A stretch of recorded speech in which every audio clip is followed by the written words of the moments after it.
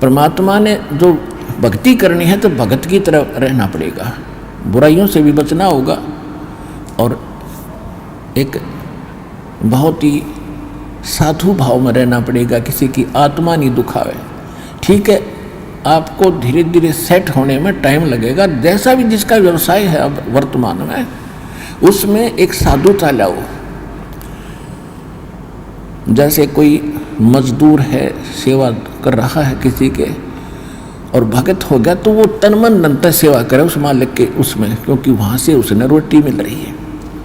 और फिर परमात्मा ऐसी प्रेरणा करेगा उस मालिक के अंदर, देख भगत आदमी होते ऐसा हो भाई, कोई चीज़ पड़ी रहो घर में उसके लिए मिट्टी समझे, चाहे पैसा हो चाहे सोना हो कुछ भी हो, अपनी मिली हुई 2 रोटी यानी 2 जो दिहाड़ी मिलती है उसमें संतोष सब्र करके देखा कितनी इज्जत बनेगी उसकी और कितनी विनम्रता और उसके प्रति सद्भावना और उसका आदर बनेगा उस मालिक के हृदय में। इसी प्रकार अगर आप मालिक हैं, भगत हैं, आपके यहाँ कोई सेवादार सेवा करता है, उनको अपने बच्चों की तरह समझाए, उनको भगवान के बच्चे समझाए। वो बालक सेवा कर रहे हैं, भगवान के बच्चे हैं, उनको प्यार दे और उनके साथ कोई ऐसा गलत बर्ताव नहीं करे। और फिर कुछ दिनों में उनके दिल में ऐसी भावना होगी, परमात्मा दोनों तरफ रोल करता है, जब हम मालिक के अनुसार चलेंगे फिर उन बच्चों में भी, उन सेवादारों में भी ऐसी भावना भर देगा भी हमारे जैसा नालायक नहीं, इसे ऐसे भले आदमी के घर में रामून 21 कराएंगे, सेवा में मजदूरी में 21 काम कराया करेंगे भाई। तो इस तरह कितना अच्छा माहौल बनेगा। और हम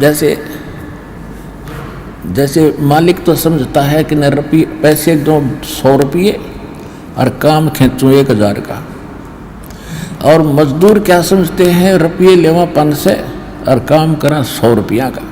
दोनों की नीयत खराब और दोनों दुखी, कर्म भी बिगड़े, टेंशन बनी रहे। तो इस प्रकार हमने अपने इस अंतःकरण के अंदर एक साधु भाव लाना पड़ेगा और तब हम देखना आपका वातावरण कैसे बदलने लगेगा, कैसे बदलने लगेगा, पूछो मत। तो तब हम यहाँ भी सुखी होंगे, आपको चिंता नहीं रहेगी कि वहाँ सेवादार सेवा कर रहे हैं, वो अपने तन मन धन से सेवा करेंगे, भगवान से डर के वो भगवान से डरने वाले हो जाएंगे, फिर बातें खत्म हो जाएगी। अब तो आग लगी पड़ी है, रिश्वत ले ले, यूँ ले लूँ, फलान करूँ, जब करूँगा तेरा काम धर दे 500 रुपये, और उधर से 500 ले लिए, डॉक्टर के जाकर 1000 लग गए, वो 500 भी गए, 500 अपनी तनख्वाह में तो गए। अरे वो पाप कर्म जो कह दो धरे के धराए रहेंगे, फिर गधा बन के पूरे करेगा जिससे रिश्वत ली है। तो इसी विघ्न में पैर दो मत, ये भगवान बताना चाहते हैं।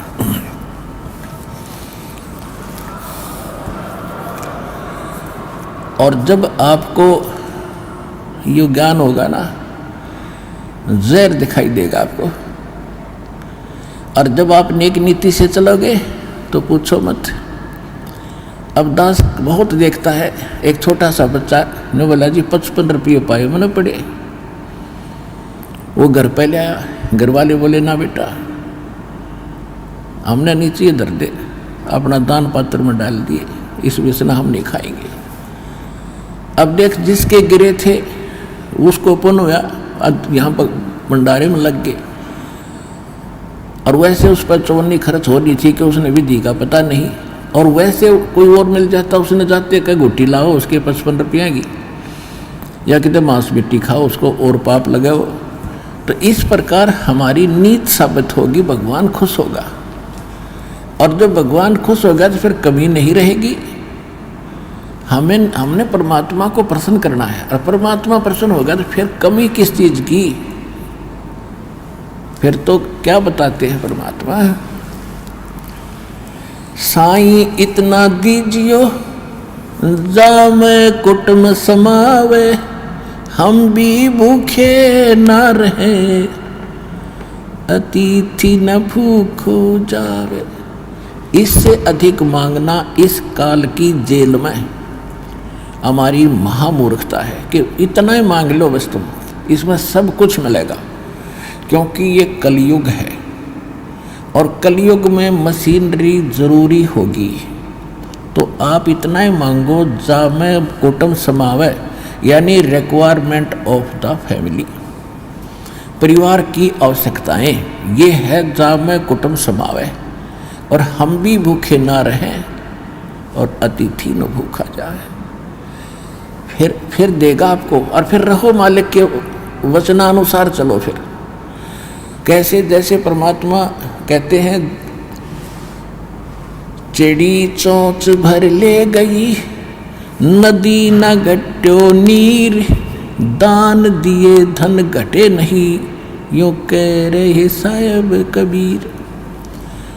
परमात्मा अपना साइन कर रहे हैं इस वाणी को बोल करके, कह रहे साहिब कबीर कि दान करने से धन नहीं घटेगा, ये नियम है ईश्वर का, परमेश्वर का। और दान सुपात्र को करे, गुरु बिन माला फेरते, गुरु बिन देते दान, गुरु बिन दोनों निष्फल हैं, चाहे पूछो वेद पुराण। देते को हर देत है, जहां तहां से आण, अण देवा मांगत फिरो, फिर साहिब सुने ना कान। अब परमात्मा ने एक भूमिका करके दिखाई हमारे को कि साईं इतना दीजियो जिसमें कुटुंब समावे। एक धानक, एक जुलाहा, सुबह से लेकर शाम तक एक बारीक बारीक तार इकट्ठे करके धागे और कपड़ा बुनता है।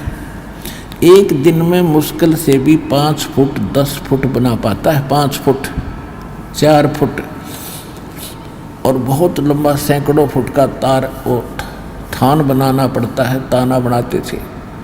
वो हफ्ते में पूरा होता। उसकी जो मेहनताना मालिक को मिलता, उसमें से अपने परिवार के लिए जो आवश्यक सामग्री थी, खाद्य पदार्थ लाते, और शेष बच जाते उसको सत्संग और भंडारा में लगाया करते थे। इस प्रकार परमात्मा हमें उदाहरण देते हैं कि इस लोक में आप भगवान की भक्ति अवश्य करो, पूर्ण संत से प्राप्त करके, फिर परमात्मा एक्शन में आवेगा। और वैसे आप ये फार्मूले अपनाओगे तो सफल नहीं हो पाओगे, क्योंकि फिर आपके साथ काल रहेगा, ये मन है, और केवल वर्क डन मिलेगा आपको। यहाँ वर्क से भी अलग मिलेगा आपको, किस्मत से भी न्यारा देगा परमात्मा, क्योंकि हम परमात्मा से कुछ और मांग ही नहीं रहे, इतना ही मांगते कि हमारी भक्ति बनी रहे और हमें कोई आवश्यक वस्तु का अभाव ना हो, बस इतना सा।